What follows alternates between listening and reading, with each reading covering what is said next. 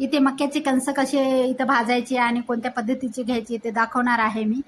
मी एका ठिकाणी मक्याचं कणीस खायला गेले, एवढं म्हणजे कसं तरी वाटलं मला आणि ठरवलं की नाही यावरती एक व्हिडिओ बनवला पाहिजे आणि सांगितलं पाहिजे कसे मके घ्यायचे, काय करायचं. इथे पहा मका कसा ओळखायचा. इथे असं या तोंडाला आहे ना ओलसर नसला पाहिजे, कोरडा असला पाहिजे, जेणेकरून ते खूप ताजा आणि ओला जर असेल ना ते आंबट वास येते आणि इटल्यासारखं त्याची चव लागते. कधी तुम्ही आणून बघा आणि खरंच एकदा भाजून बघा. या पद्धतीचा मका घ्या, असा कोरडा असला पाहिजे. आणि हे खूप ताजी कणीस आहेत आणि इथे पहा अशा प्रकारे पूर्ण कोरडा आहेत. आणि पहा इथे आणि एकदा ताजे असे कणीस आणायचे, घरीच भाजायचे. ते भाजायचा प्रकारही सांगते, मीठ कसं लावायचं ते पण मला त्या माणसाकडनं खूप घाण वाटलं. आणि इथे पहा या मागे सुद्धा हे असं ओलसर नसलं पाहिजे, कोरडाच असला पाहिजे अशा प्रकारे. आता या ठिकाणी मक्याचे कणीस मी काढून घेतलेले आहे. त्याच्यावरती साला आता भाजून घेते मस्त.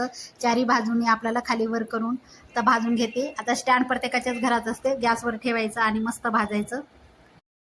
आणि मस्त असे ताजे ताजे कणीस आणायचे, खायचे. घरीच भाजायला घ्या, गरजच नाही बाहेर ते तसं घाण लिंबू मीठ काही पण.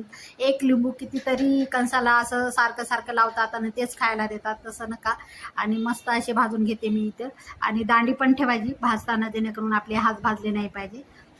दांडी पण आहे इथे पाहू शकता बघा. अशा प्रकारे इतकी लांब ठेवायची, दांडी नाही काढायची जेव्हा आपण त्याची साल काढतो तेव्हा.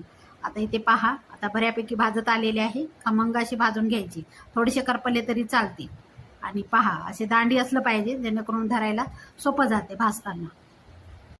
कणस भाजून घेतलेले आहेत मी. लिंबू आणि आता चवीप्रमाणे मीठ घेतलेलं आहे. एक लिंबू घेतलेला आहे. लिंबू कसा लावायचा, गरम असतानाच आता लिंबू टाकला आणि आता हे फिरून घ्यायचं चारी बाजूने लिंबू. आणि हे खूप पाणी आहे लिंबामध्ये, मी अर्धाच वापरणार आहे. मी आंबट जास्त खात नाही त्याच्यामुळं. तुम्हाला जर दोन्ही लावायचे असते तर प्रत्येकाला एक एक लावा आणि हे चोळून घ्या यावरती मस्त असा.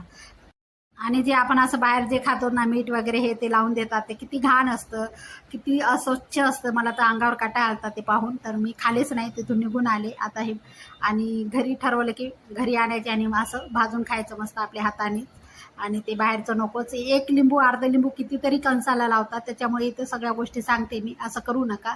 हे काय असं फेकून देत नाहीत. आता हे 2ला लावलंय तर पण अजून 2 3 4 जणाला लावतात, त्यांना काय त्यांचा बिझनेस असते. त्याच्यामुळे इथं सांगते बघा. आणि त्यांचा हात पण किती काळा झर असा काळा कुट्ट होता. आपण तर 2च कणीस भाजले, थोड्यापैकी बऱ्यापैकी झाला हात काळा.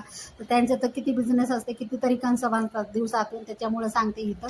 आणि असेच घरीच भाजून खा मस्त. लहान मुलांना द्या, बाहेरचं तर नकाच ते. आता पहा इथं अशा प्रकारे झालेले आहेत मस्त असे. आणि कसं भाजायचं काय करतात बाहेरचे लोक, कसे भाजतात ते घाण असं